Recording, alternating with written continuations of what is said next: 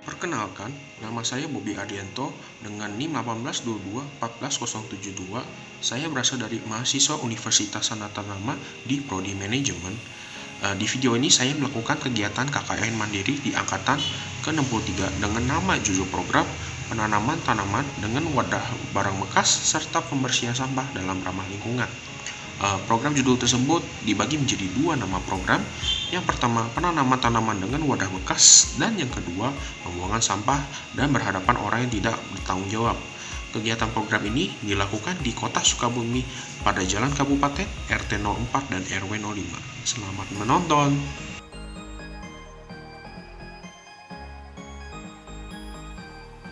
Di tanggal 7, saya mengunjungi lokasi KKN yang berada di Jalan Kabupaten RT 04 RW 05. Di sana saya melihat banyak sampah dan bau aroma tidak sedap, sehingga menyebabkan polusi udara di jalanan sekitar sana. Selanjutnya, saya melakukan presentasi kepada masyarakat mengenai penanaman tanaman. Berikut merupakan PPT presentasi yang saya buat mengenai penanaman tanaman. Manfaat dalam penanaman tanaman. Untuk manfaat bagi lingkungan sekitar, yaitu pertama, mengurangi udara kotor, yaitu seperti contohnya polusi udara, pencemaran lingkungan. Yang kedua, mencegah genangan air. Yang ketiga, memberikan oksigen lebih sehingga udara menjadi lebih sehat. Keempat, mengurangi suara bising di sekitar. Dan yang kelima, bisa mengurangi dampak pemanasan global. Lalu, untuk manfaat bagi manusia, yang pertama, meningkatkan akan daya tahan tubuh. Kedua, mengurangi rasa jenuh dan stres. Ketiga, sebagai sarana untuk latihan fisik dan olahraga. Keempat, dapat menjaga kesehatan otak. Dan kelima, meningkatkan konsentrasi. Selanjutnya, berikut macam-macam wadah barang bekas pengganti pot tanaman. Ini terdiri dari botol plastik, teko, kaleng, wadah telur, dan masih banyak lainnya. Selanjutnya, dalam hal langkah-langkah dalam menanam tanaman hias. Yang pertama, memilih tanaman hias yang diinginkan untuk tanaman sesuai kebutuhan. Yang kedua, menyesuaikan pilihan tanaman hias sesuai kondisi cuaca. Yang ketiga, menentukan juga wadah tempat bekas sesuai tanaman yang nanti akan tumbuh besar atau kecil. Yang keempat, memberi pupuk dan kompos sesuai kebutuhan. Dan yang kelima, lakukan penyiraman secara rutin. Semoga kita bisa menanam dan merawat tanaman supaya membantu ramah lingkungan. Sehabis melakukan presentasi, selanjutnya saya dan masyarakat melakukan bersosialisasi dan mengajari penanaman tanaman. Kegiatan terakhir saya melakukan pembuangan sampah, karena masyarakat ada kesibukan sesuatu yang tidak bisa ikut. Jadi saya hanya membersihkan daerah sekitar jalanan di sana. Dan juga di sana saya mengecek sampah-sampah yang dibuang dengan sembarangan. Seperti contohnya, sampah-sampah yang saya tunjukkan di video ini merupakan sampah kayak contohnya adalah sampah kaca.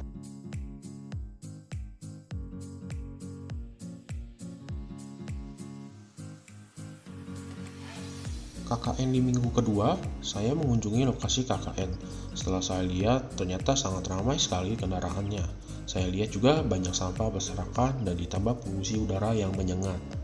Kegiatan selanjutnya, saya melakukan presentasi mengenai manfaat sampah bagi tanaman. Di sini, masyarakat pun sambil mempelajarinya.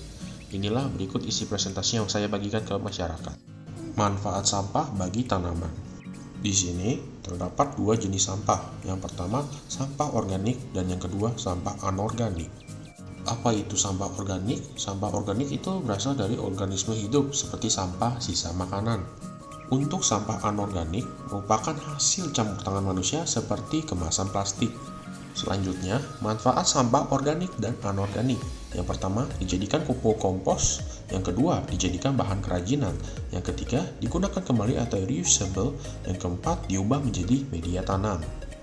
Inilah beberapa sampah yang bisa menyuburkan tanaman, yaitu terdiri dari kulit pisang, ampas kopi, ampas teh, ampas kelapa, cangkang telur, kulit bawang, air cucian beras, nasi sisa, tulang ikan, dan sisa potongan sayur. Jadi, manfaatkanlah sampah sebaik mungkin. Selanjutnya, saya pergi lagi ke lokasi tersebut untuk membersihkan sampah bersama masyarakat. Saya dan masyarakat pun mengambil sampah di selokan supaya sampahnya tidak mampet, karena itu merupakan sampah yang membuat menjadi menumpuk segala macam seperti bau udara, polusi yang tidak enak, dan lain-lain. Sambil membersihkan sampah, saya dan masyarakat mencari juga wadah bekas untuk penanaman tanaman, tetapi sayangnya tidak ada, jadi saya membersihkan seadanya aja karena ada bencana alam juga di tengah kejadian tersebut.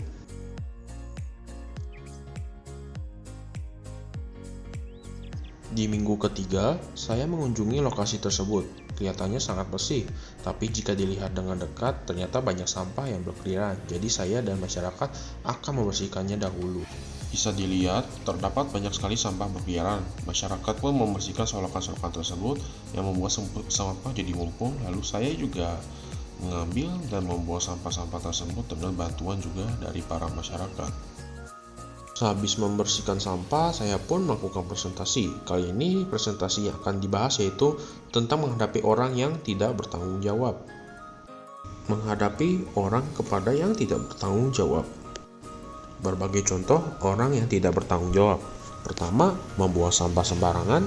Kedua, tidak mau membersihkan jalanan sekitar. Yang ketiga, tidak mau bergotong royong atau alasan yang tidak jelas. Yang keempat, memakai fasilitas tempat jalanan sembarang tanpa izin. Dan yang kelima, dan lain-lain segala macam. Bagaimana cara menghadapi orang yang tidak bertanggung jawab? Pertama, menanyakan alasan kenapa orang tersebut tidak menjalankan tanggung jawab yang diberikan. Kedua, menasihati orang tersebut dengan cara baik-baik dan bukan untuk tujuan mempermalukan dia. Ketiga, menegur orang tersebut jika orang tersebut sudah melakukan perbuatan yang tidak bertanggung jawab secara berulang-ulang. Dan yang keempat, tidak mencontohkan perilaku yang ditunjukkan oleh orang yang tidak bertanggung jawab tersebut dalam kehidupan sehari-hari. Lalu, bagaimana cara tersebut jika tidak berhasil? Yang pertama, bisa melaporkan kepada penjaga daerah tersebut. Yang kedua, jangan membuat suasana menjadi tidak ramah, seperti marah, kesal, apapun, dan lain-lain. Nah, jika tetap tidak ada cara lain, inilah solusinya. Tidak perlu melanjutkan masalah tersebut. Yang kedua, berdoa kepada Maha Kuasa agar masalahnya cepat selesai. Yang perlu ditanamkan diri kita supaya bisa bertanggung jawab. Yang pertama, menggunakan kecerdasan emosional kita dengan baik atau disingkat EQ. Lalu kita melakukan sosial 5S seperti salam, sapa, senyum, sopan, santun. Dan yang ketiga yang pastinya belajar etika. Jadi, marilah mencontohkan sebagai orang yang bertanggung jawab. Sehabis presentasi, saya dan masyarakat melakukan pelatihan praktek mandiri dalam penanaman tanaman. Menggunakan wadah bekas, masyarakat pun juga ikut menyirami tanaman sesuai apa yang saya lakukan dan juga apa yang saya ajarkan. Kegiatan selanjutnya, saya dan masyarakat bersosialisasi tentang tanaman yang saya ajarkan soal tanah dan bibit yang cocok untuk wadah bekas yang kecil.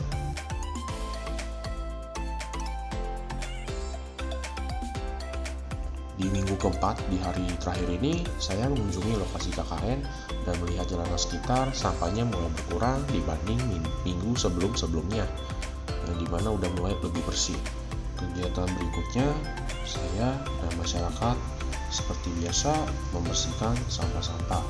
Karena lebih sedikit, jadi tugas masyarakat juga lebih ringan dibanding untuk minggu-minggu sebelumnya. Nah, karena di hari tersebut nampaknya kendaraannya juga lebih sedikit, jadinya yang buang sampah juga yang sembarangan juga itu membuang sampahnya lebih sedikit. Lalu di kegiatan terakhir di minggu ini, saya juga mempresentasikan kepada masyarakat mengenai hidroponik. Karena masyarakat baru pertama kali mendengar hidroponik, jadi saya mengajarinya dengan pelan-pelan. Inilah presentasinya. Hidroponik. Apa itu hidroponik? Hidroponik merupakan metode dalam budidaya menanam dengan memanfaatkan air tanpa menggunakan media tanah dengan meningkatkan pada pemenuhan kebutuhan para nutrisi bagi tanaman. Manfaat hidroponik untuk atau bagi lingkungan. Tanaman bebas hama, bebas pestisida, udara menjadi lebih sejuk, mampu mengurangi polusi udara dan mampu meningkatkan kadar oksigen udara.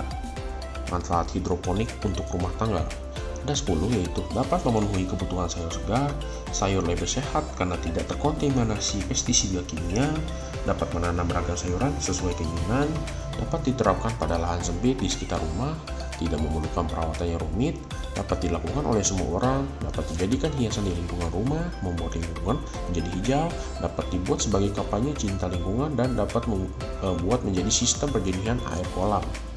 Kelebihan hidroponik, tidak membutuhkan tanah karena air digunakan sebagai medium utamanya, tidak perlu banyak air karena air yang akan terus disirkulasi atau diedarkan dalam sistem yang telah dibuat sebelumnya, lebih bersih dan steril karena tidak ada tanah yang berceceran, bebas dari hama, mengganggu tanaman yang sering muncul dari tanah, cocok diterapkan di lahan sempit atau terbatas karena tidak memerlukan pot besar atau tanah yang luas, lalu kandungan gizi lebih tinggi karena tidak menggunakan pestisida. Hasilnya bisa dipanen kapan saja dan mudah diambil, dan tanamannya bisa tumbuh lebih cepat jika diawasi dan dikelola dengan tepat. Berbagai tanaman yang bisa memakai sistem hidroponik. Untuk tanaman bisa terdiri dari parsley, mint, basil, chives. Untuk buah, pisang, tebikai, melon. Lalu untuk bunga bisa bunga orchid atau bunga rose atau mawar ataupun bunga marigold atau bisa lain-lainnya. Jadi inilah hasil kegiatan KKN program mandiri dari saya. Atas tugas KKN mandiri ke-36 ini bisa berjalan dengan baik. Berikutlah inilah beberapa foto dokumentasi. Saya ucapkan sekian dan terima kasih.